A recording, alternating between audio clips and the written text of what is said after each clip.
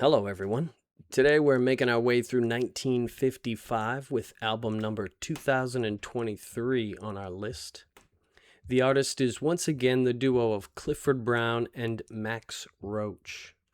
We've seen them once together before. The album is called A Study in Brown. Sorry, not even A Study in Brown, just Study in Brown, which is better without the article.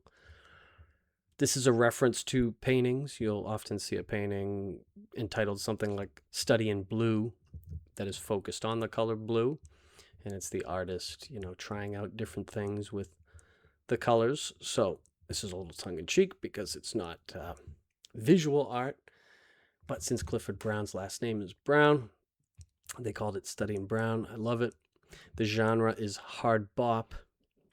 The label is once again MRC Records, the subsidiary of Mercury Records, the jazz subsidiary. And this was recorded in February of 1955. So once again, we have these two together with Clifford Brown on trumpet and Max Roach on drums. They're definitely more experimental here. This album is pretty much all originals, so they can be. Before they were doing standards. Now they are free to, let their freak flag fly. The first track, Cherokee, has a strange rhythm. It's supposed to sound like Native American music, but very up-tempo, fast-paced. Apparently Brown's solo on it is famous. There's a lot of good solos on this album, and the whole thing is pretty much up-tempo. That's one thing I like about it. We have the second title. The second track is Jacqui. That's weird, too. Very strange tempo changes in that one. The last track on this album, is Take the A Train. Sounds very interesting. They try to emulate city sounds. Then it descends into like this dissonant honky-tonk piano solo. So very weird stuff, but it all ties together.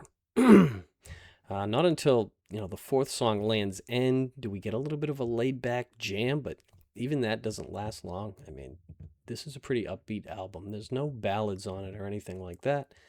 This is party music, so I'm very happy with it. This is less like the jazz we're used to, I think, and more like, more modern jazz. So there's more repeated ideas. It makes me think of Herbie Hancock and how possibly he more easily transitioned to electronic music, which we'll see later on, because his brand of jazz is more repetitive than random, improvisational pieces. The songs on this album sound different. I could actually tell them apart. Very original songs. I also hear the band Nowhere in this, if you're familiar with them.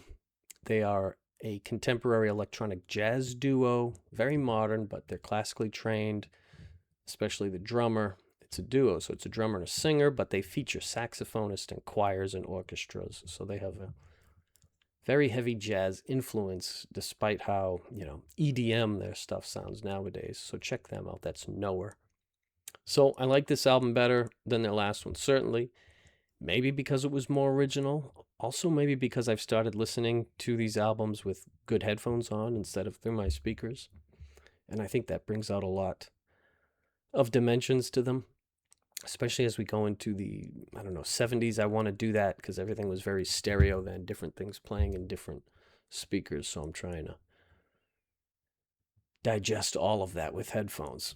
So I approve of this album.